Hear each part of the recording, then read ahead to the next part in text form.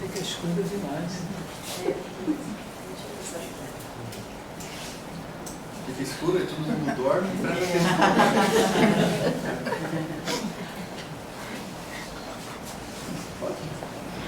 Bom, então, novamente, boa tarde a todos. Eu sou o Roger, eu vim de Curitiba. Lá tem a sede da Sociedade Brasileira de Estudos Espíritas. E aqui é o núcleo filiado à SBE, a Sociedade Brasileira de Estudos Espíritas. Eu sou lá de Curitiba, da sede. A gente participa lá, eu cresci lá dentro, então já nasci em família espírita, me eduquei ali dentro. Então hoje eu aproveitei que estou passando uma semaninha aqui no Rio para resolver algumas coisas, falei, vou aproveitar para fazer hora extra, né? Fazer uma palestra aqui no núcleo para vocês, tá bom? Então a gente vai dialogar hoje sobre um dos princípios básicos do Espiritismo, né, que é extremamente importante, que é a reencarnação. Só que até chegar no tema propriamente dito, eu vou fazer uma introdução para a gente criar até uma base assim, de pensamento para a gente avançar nesse tema, que é um tema importante, né?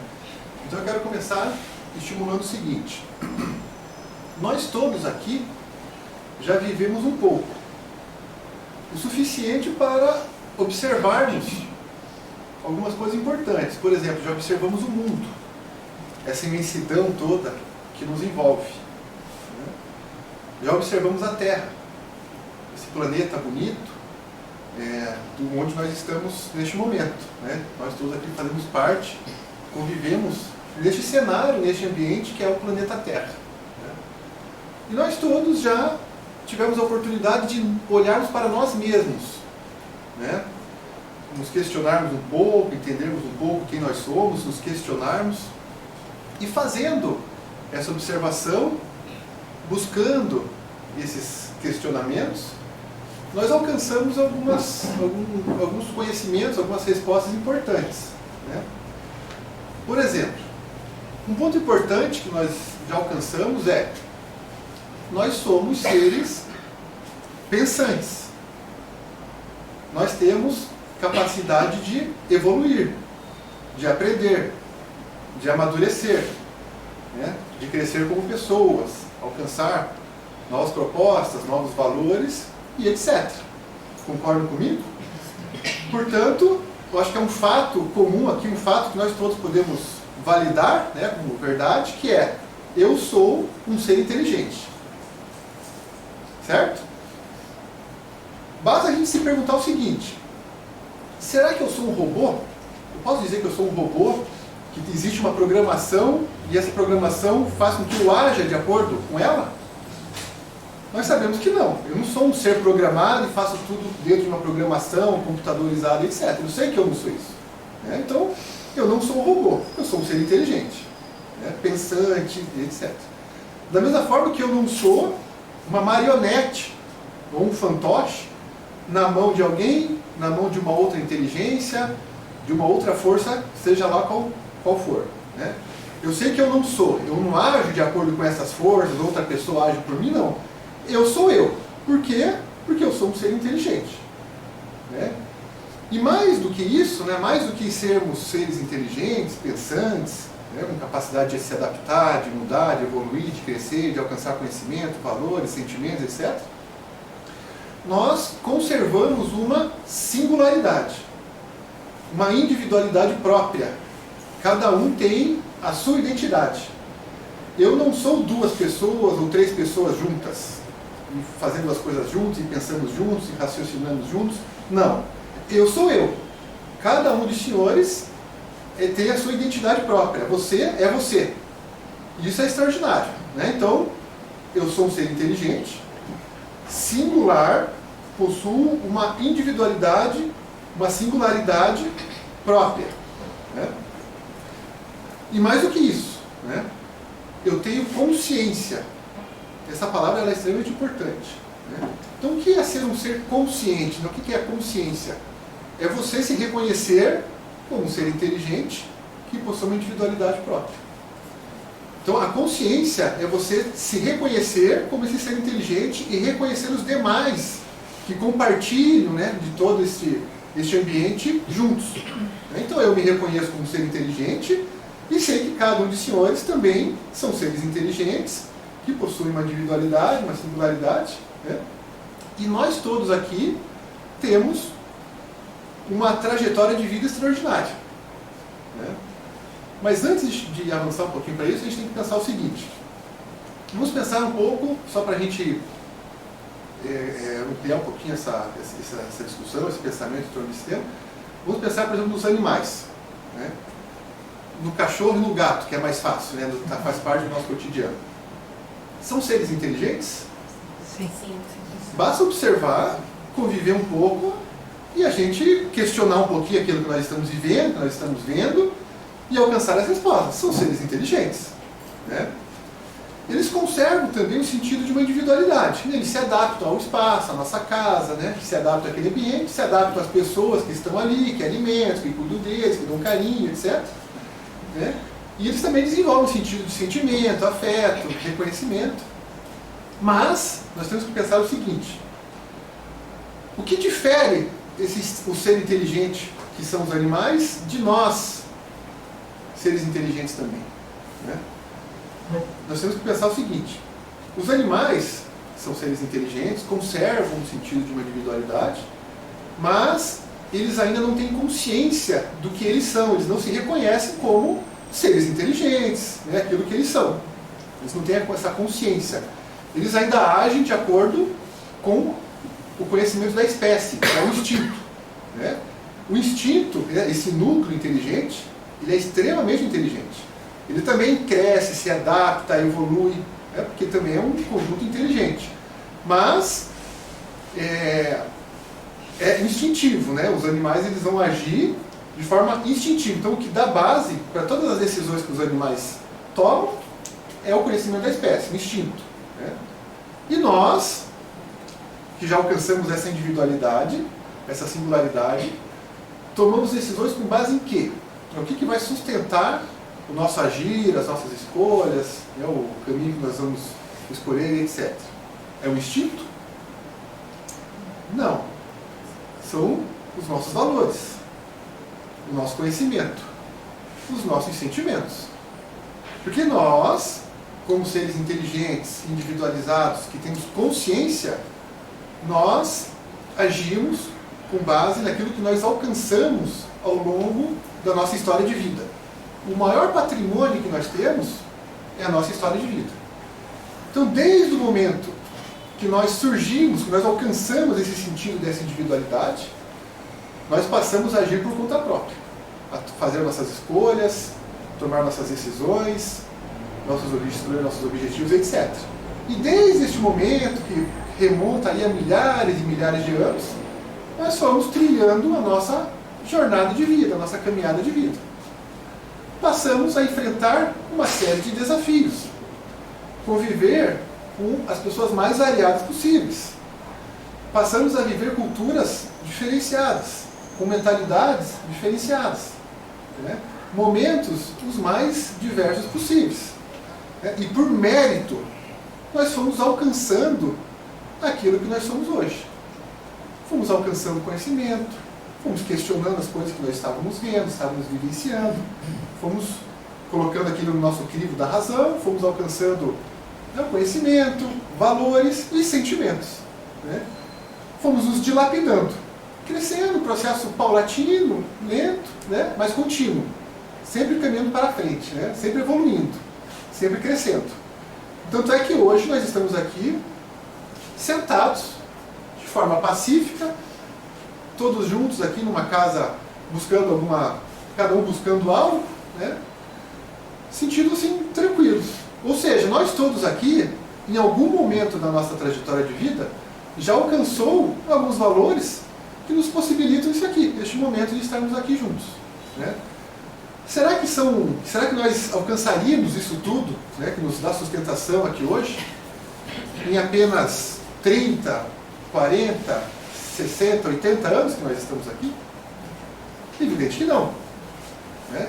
Evidente que isso vem da nossa história de vida, da nossa jornada como seres inteligentes, que possuem individualidade, que têm consciência de si e consciência dos demais, que já alcançou por mérito, por trabalho, por dedicação, por esforço, por renúncia voluntária, né? vivendo os desafios, vivenciando as mais diversas situações, alcançou por mérito o que você é hoje. Suas habilidades, seu conhecimento, aquilo que você sabe fazer de melhor, que você já percebeu que às vezes os outros têm dificuldade e você faz bem. Ou o contrário, aquilo que você ainda não alcançou, mas que você vê que os outros já alcançaram, então é algo que você ainda precisa alcançar. Né? Os gostos alimentares que cada um tem. Né? Então, os senhores vejam como o que nos difere é a nossa trajetória de vida. E é justamente por isso que não existem duas pessoas iguais no universo. Isso é impossível. Por quê? Porque é impossível que dois seres inteligentes tenham feito exatamente a mesma jornada de vida, que remonta a milhares e milhares de anos. Isso é impossível.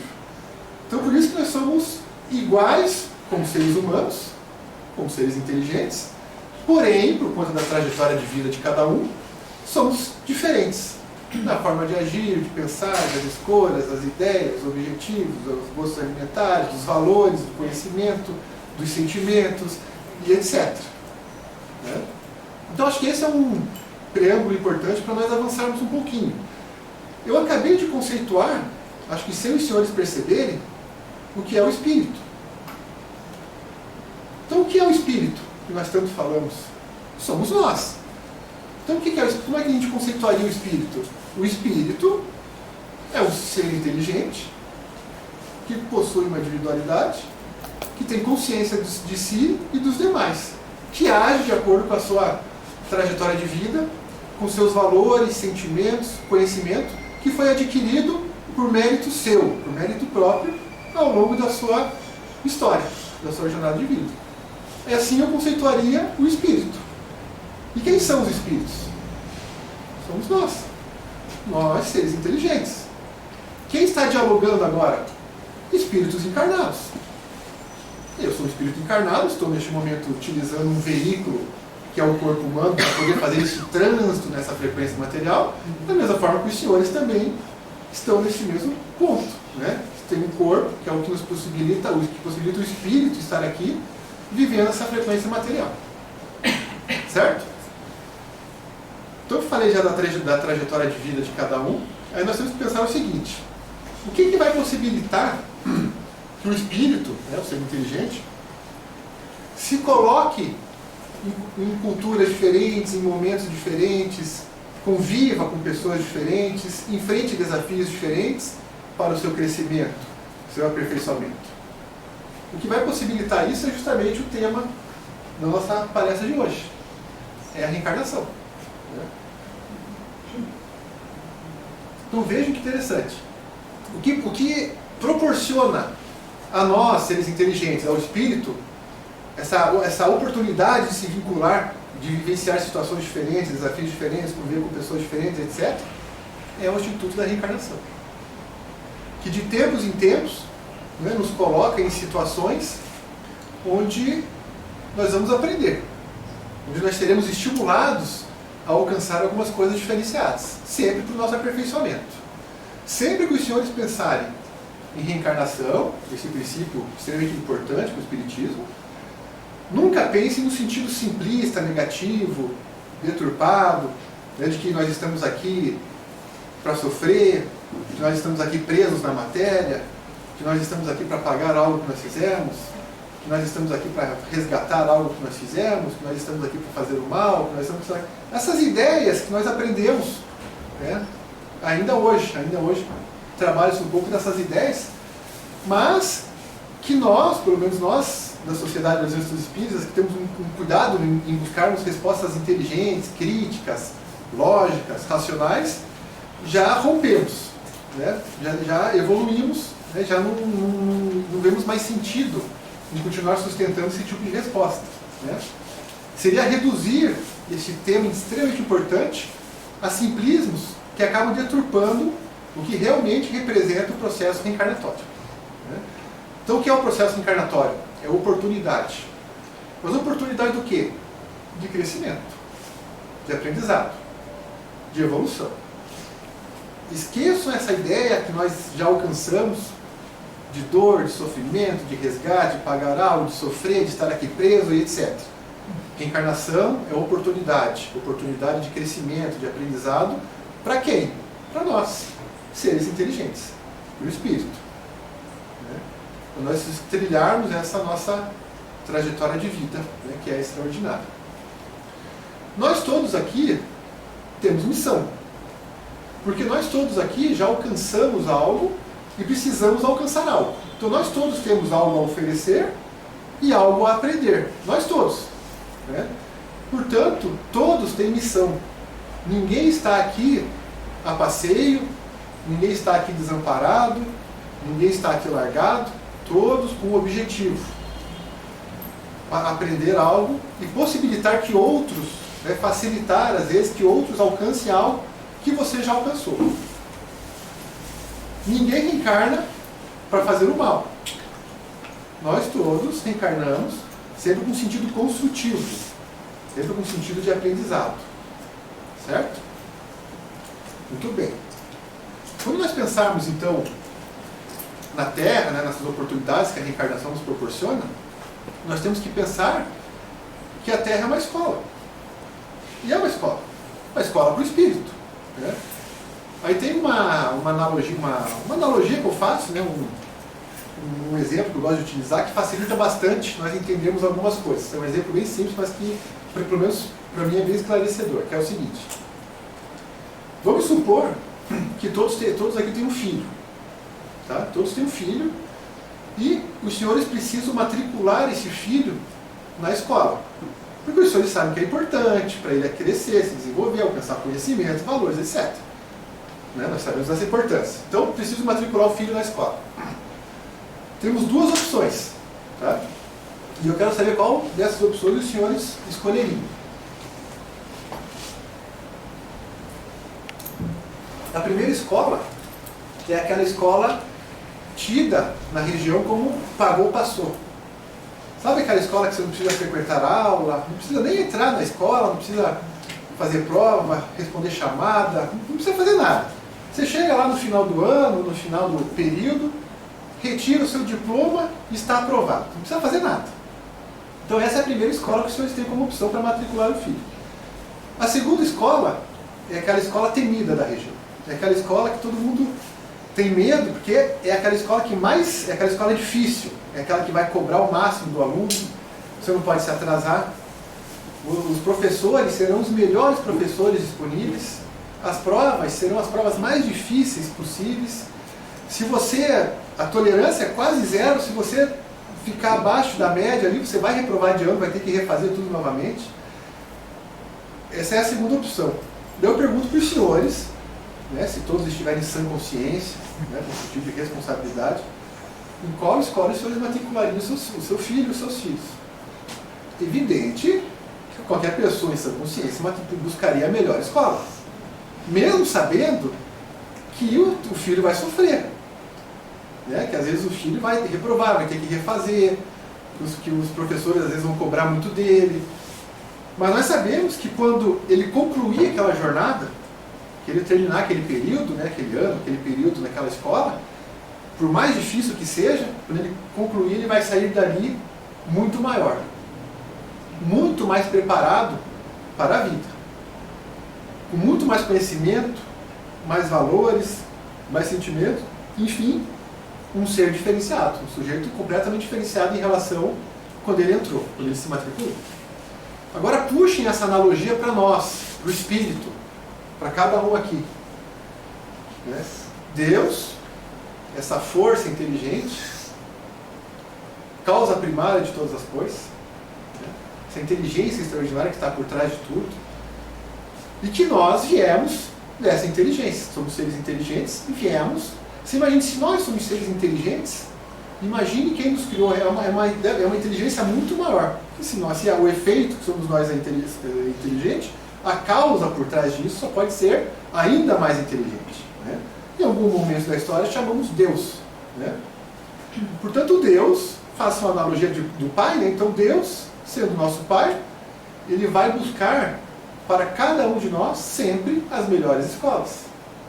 A Terra, se vocês pararem para analisar, é uma escola extraordinária. É fácil? A Terra é uma escola fácil ou é uma escola difícil? É uma escola difícil. Muito difícil.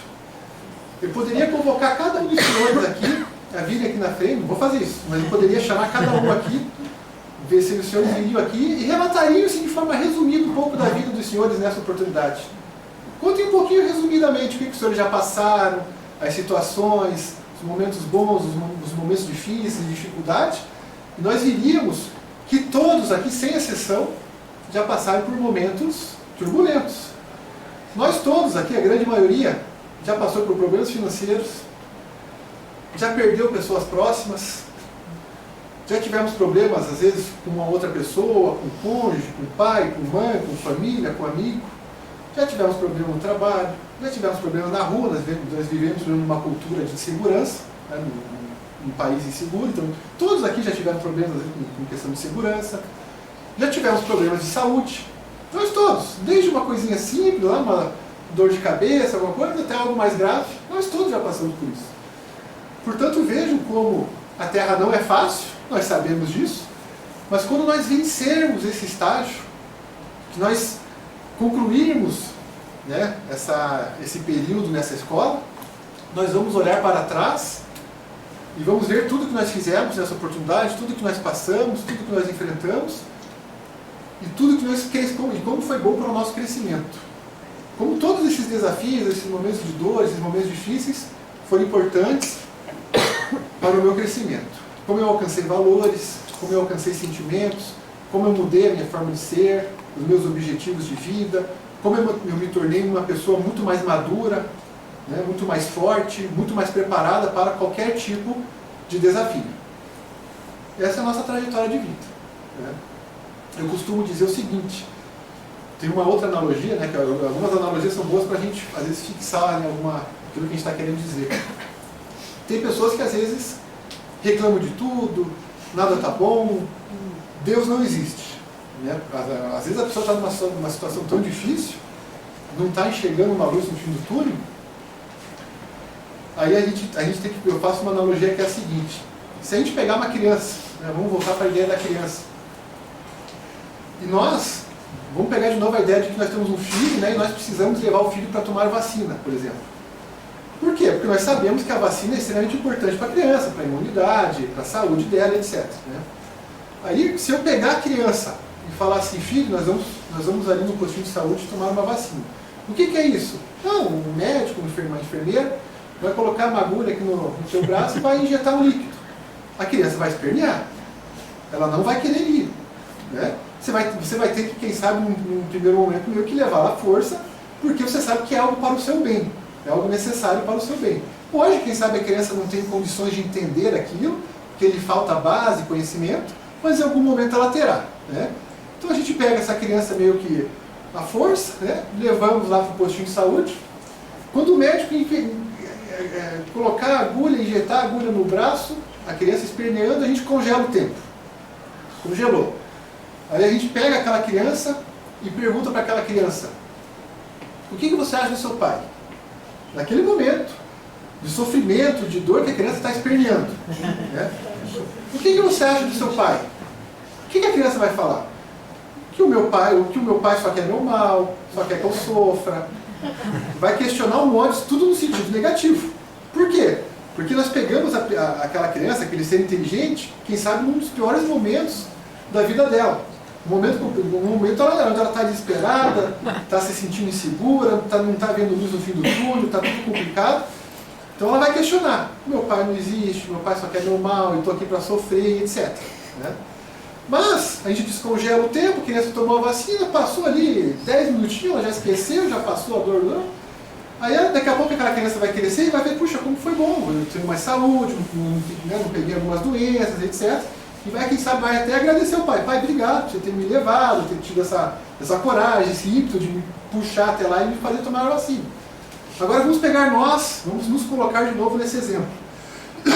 Estamos aqui na Terra, tudo dando errado, nada está bom, problemas de saúde, problemas financeiros, problema com as pessoas, o convívio com o social que é difícil, conviver com o diferente é difícil, insegurança, contas para pagar. Enfim, esse cenário que nós sabemos, nós estamos acostumados, nós estamos vivenciando isso. Naquele momento que nós estamos, quem sabe, um dos piores momentos da nossa vida, aquele turbulento, né, tudo dando errado, né, aí congelou o tempo. Aí eu pegamos nós naquele momento, e alguém pergunta, o que você acha de Deus? O que é Deus para você? Nós, fazendo um paralelo com a ideia da criança tomando a vacina, o que a gente vai falar? Nós somos pegos no pior momento das nossas vidas. Tudo ruim, tudo dando errado, aquele sofrimento, o que a gente vai falar? O que é Deus para você? Deus não existe. Deus quer que eu sofra. Deus me colocou aqui para pagar coisas, para sofrer, para ficar... Então vocês vejam que a analogia da criança serve para nós também, nos momentos de dor, nos momentos difíceis. Né? Eu passo muito por isso nos gabinetes, aqui também tem os gabinetes de orientação filosófica, né, que a gente faz uma conversa mais individualizada com a pessoa. Eu já passei muito por isso. A pessoa está tanto é que a pessoa nos procura, porque já não está enxergando mais luz no fim do túnel, está com um monte de problema. E as pessoas falam isso. Deus me largou, eu estou desamparado, Deus não está cuidando de mim, Deus não existe. Eu ouvi muito isso. Né? E até por isso que eu queria compartilhar isso com os senhores, porque nós temos que pensar o seguinte: Deus, sendo essa força extraordinária, né, que está por trás de tudo e que nos criou, se faz presente em cada um de nós. Hoje nós já trabalhamos a ideia de um Deus imanente. Não é aquele Deus que está longe, aquele homem barbado, aquele Deus punitivo, não.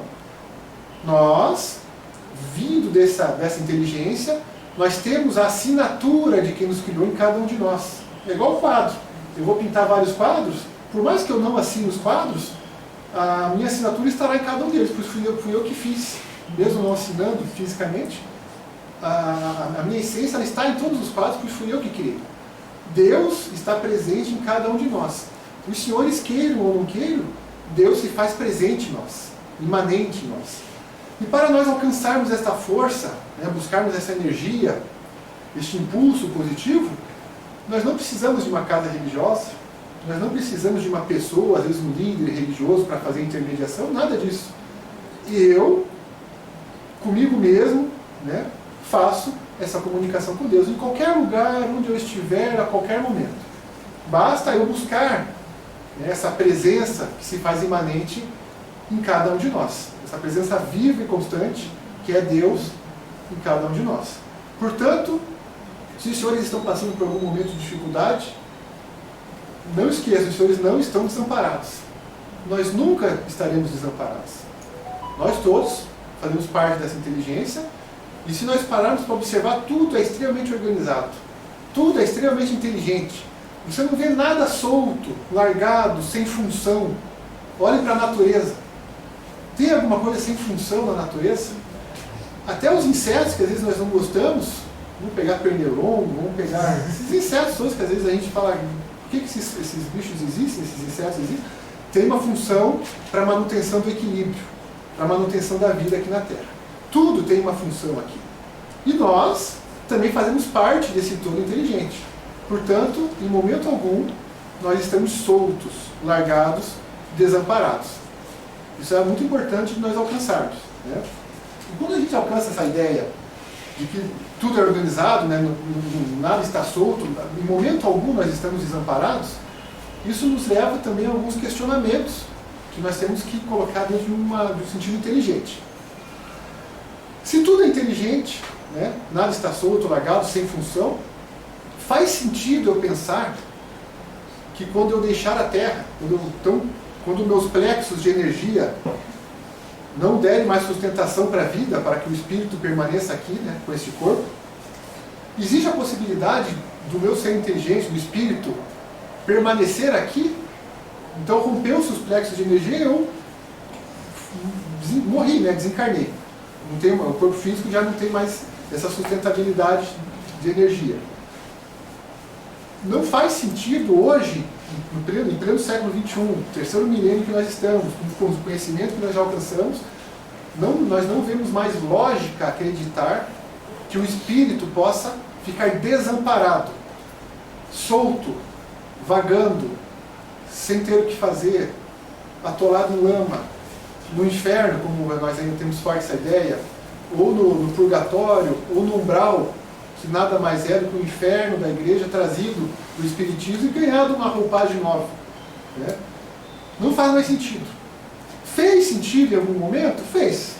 Porque o nosso conhecimento era um. Nossas ferramentas eram uma.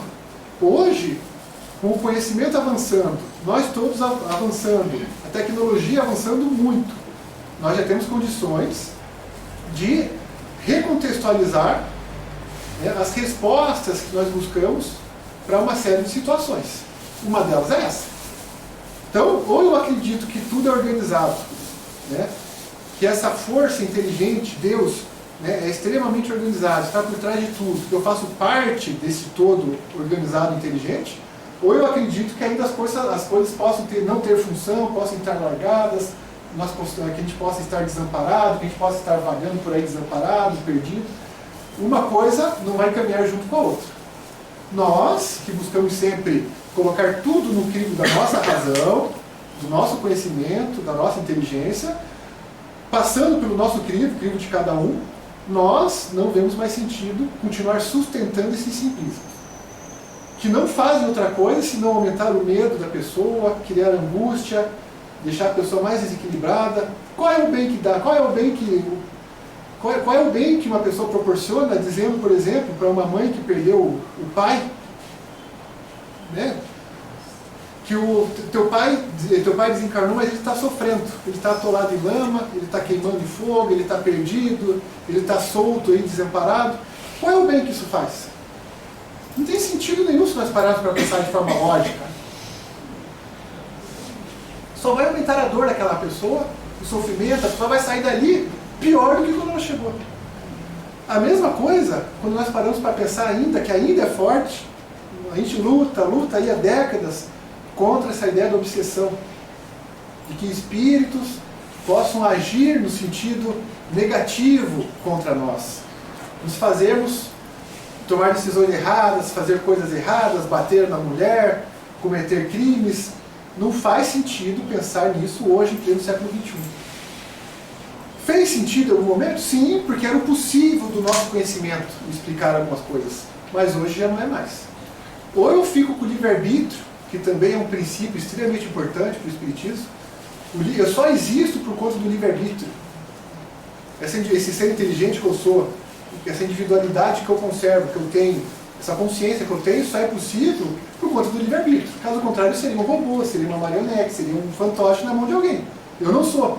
Portanto, eu tenho a liberdade de ser, de agir, de fazer escolhas, tomar decisões. Portanto, eu tenho livre-arbítrio. Ou eu fico com o livre-arbítrio, que é um princípio inviolável do ser, é inviolável. Se alguma força conseguir agir por mim, em algum momento relativizou-se o livre-arbítrio. Se alguma força consegue agir por mim e fazer eu tomar qualquer tipo de atitude, nós começamos a pensar que essa inteligência, ela às vezes não é tão organizada assim. Não faz sentido. Nós ficamos com a inteligência, com a ordem, né, com tudo tendo uma função, e ficamos com o livre-arbítrio. Certo? Vamos pensar, eu tenho falado do conhecimento que avança. Vamos pensar o seguinte, vamos pegar 1950, né, década de 50 do século passado. 1950. Alguns aqui vivenciaram esse período. Até 1950, vamos dizer que o nosso conhecimento cabia nessa sala. Certo? Então tudo que nós alcançamos por mérito, por trabalho, por esforço, por dedicação, cabe nessa sala. As respostas que nós vamos alcançar, ela vai ser dentro do nosso possível, ela vai estar dentro dessa sala. Eu não vou conseguir enxergar, por exemplo, esse prédio que está aqui do lado. Por quê? Porque nós não temos base de conhecimento para alcançá-lo. Ele está ali, só que a gente não alcança, porque nós não temos conhecimento tal para isso. Tem alguns historiadores que dizem que quando os portugueses desembarcaram aqui, os índios não enxergaram as caravelas no mar. Tem historiadores que falam isso. E faz sentido. Por quê? Porque era algo que os índios nunca tinham visto, e você não consegue conceber algo que você não conhece. É o exemplo do prédio aqui do lado. Faltava um conhecimento tal para os índios, né, se for realmente isso que aconteceu, faltava um embasamento para os índios para enxergarem como é que... Tanto é que eles acharam que eram deuses. Surgiram do nada ali na praia. Eles não conseguiam entender que eles vieram com caravelas e desembarcaram na praia. Porque eles não tinham base de conhecimento naquele momento para explicar o que estava acontecendo. Da mesma forma, que nós, na década de 50, ainda não tínhamos uma base necessária para explicar ainda de forma muito mais crítica, lógica, racional, inteligente, algumas ideias em torno do espiritismo. Então, sustentou-se a ideia de obsessão, sustentou-se ideias católicas que não fazem parte do espiritismo, ideias do candomblé, né, que vem dos africanos, que não faz parte do espiritismo, sustentou-se ideias, por exemplo, da Umbanda, que é uma religião brasileira interessantíssima, mas que não faz parte do espiritismo. Então, o conhecimento da década de 50 era essa sala. Mas, como eu já falei aqui, nós somos seres inteligentes, estamos sempre caminhando para frente, sempre evoluindo. A gente nunca perde algo que nós alcançamos, porque tudo que a gente alcança é por mérito, é por trabalho, é por esforço, é por dedicação. Né? Valorizem aquilo que os senhores são, pois foi tudo alcançado por mérito. Ah, mas eu não me lembro como que eu alcancei. Nós não lembramos, mas o importante é que o conhecimento está conosco, os valores estão conosco, os sentimentos estão conosco. Nós penamos muito para alcançar. Passamos por sabe-se lá quais situações para alcançar. Mas o importante é que nós alcançamos. Faz parte do nosso ser. Né? Aí estamos avançando, aí agora o conhecimento já não é mais essa sala. O conhecimento agora é esse quarteirão inteiro que nós estamos aqui no bairro. É o quarteirão inteiro. Veja um mundo novo que se descortinou aos nossos olhos. É um mundo novo, que já estava aí, mas que como nós, à medida que nós fomos alcançando base, conhecimento, nós conseguimos enxergar. Mudamos as respostas que nós tínhamos, avançamos no conhecimento e etc. Isso que acontece a todo momento conosco, e principalmente com o Espiritismo. Estamos a todo momento, não é reescrevendo a história, não é isso. É recontextualizando, é avançando conforme o conhecimento avança. Conforme nós, como seres inteligentes, avançamos. Tá bom? Então, cuidem muito com os simplismos. Coloquem tudo no crivo da razão. Nós já vivemos muito. Sabe-se lá quantos milhares e milhares de anos nós temos como seres inteligentes, como espírito que somos. Nós temos base para enfrentar qualquer situação. Vamos pegar um exemplo. Perder alguém próximo, que eu já falei. Ao longo da nossa história de vida, quantas vezes nós passamos por uma situação como essa? De perder um pai, de perder um filho, de perder um amigo, de perder alguém próximo. Quantas vezes? Infinitas vezes. Nós nem sabemos mensurar quantas. Tamanho das vezes que nós já passamos por isso. Portanto, a forma de lidar com isso, a base, a sustentação, nós já temos no nosso ser. Porque nós já vivemos isso várias vezes. Essas dificuldades todas que nós vivemos no nosso cotidiano, se nós não vivemos exatamente igual, nós já vivemos muito parecido ao longo da nossa trajetória de vida. Então nós temos base, sustentação para lidar com qualquer tipo de situação. E isso é extraordinário. Isso faz parte do nosso ser. Mas nós precisamos utilizá-lo, utilizar esse cabedal de conhecimento, né, que nós temos no nosso ser, no espírito, no ser inteligente. Tá bom? Então coloquem tudo no crivo da razão. Faz sentido? Para mim faz. Então beleza, validem. Igual agora. Faz sentido o que esse rapaz que veio de Curitiba está falando? Algumas coisas faz, pode fazer, outras não. Beleza. Eu estaria cometendo um erro se eu estivesse tentando impor algo para os senhores. Estaria cometendo o mesmo erro que outras religiões cometeram. Que é o dogma, né? Aquela verdade inquestionável. Vocês têm que acreditar no que eu estou falando e ponto. Não podem questionar. Porque senão os senhores vão sofrer, vão pagar por isso, é pecado e etc. É um grande erro que limita o nosso crescimento. Não estimula a gente a crescer, a enxergar diferente, a ampliar nossa visão. Né? É limitativo. Nós não. Nós, o Espiritismo, tem muito esse cuidado de trazer elementos. Então eu estou aqui trazendo algumas coisas que eu aprendi ao longo da minha trajetória de vida, ao longo da minha vida também com o Espiritismo. Estou trazendo elementos. Eu sou um cara muito crítico, muito racional. Para mim, se a coisa não fizer sentido, eu já dou um passo para trás e descarto. Não valido isso para mim. Né? Então os senhores não precisam seguir o meu passo. Mas os senhores avaliem o que eu estou falando, com aquilo que os senhores já viveram, com aquilo que os senhores já ouviram, com aquilo que os senhores ouvem por aí, aquilo que os senhores aprenderam com a avó, aprenderam com a mãe, e vão validando isso. Né? Não vão comparar. Exatamente. Agora não vão chegar em casa e querer brigar com o pai, brigar com a avó, falar, eu fui lá no centro, tudo que a senhora me falou está errado. Não vão fazer isso. Por quê? Porque os nossos avós, e eu sei porque eu passo por isso, os nossos avós se educaram quando o conhecimento era essa sala. lá na década de 50. Então é possível deles. Eles foram educados dentro desse possível. É difícil romper. Quem se educou durante décadas com o conhecimento que cabe nessa sala, é difícil romper. Nós sabemos disso. Agora nós... Então assim, as pessoas que são um pouquinho mais vividas aqui, até estão, eu não vou dizer que estão perdoadas, pode ser. Né? Eu vou dizer que é compreensível. É compreensível. É compreensível. Né? Agora nós, que somos mais jovens aqui, que já nos educamos, né, agora, nesse novo milênio, né, nesse novo século aí, já temos o dever de pensarmos diferente. De recontextualizarmos para o possível de hoje, que não é mais essa sala, é o quarteirão, o conhecimento já não é mais essa sala. Então nós temos o dever de romper com aquelas ideias, né, antigas e recontextualizarmos para hoje. Tá bom? Então, queria agradecer muito a atenção dos senhores. É sempre um prazer poder estar aqui, poder dialogar para todos vocês. E pensamento lógico, pensamento crítico, pensamento racional. E nunca esqueçam, ninguém está desamparado. Deus imanente em cada um de nós, usar tudo que nós já alcançamos ao longo da nossa trajetória de vida, que nós temos sustentação para tudo aqui, e nunca baixar a cabeça. Às vezes a situação vai ser difícil, a gente dá uma chacoalhada, dá uma titubeada, acontece. Mas rapidamente voltar para o eixo. A prece é um veículo, é uma ferramenta que nós temos extremamente importante. A prece, a comunicação com Deus, imanente em nós. O autoconhecimento, extremamente importante.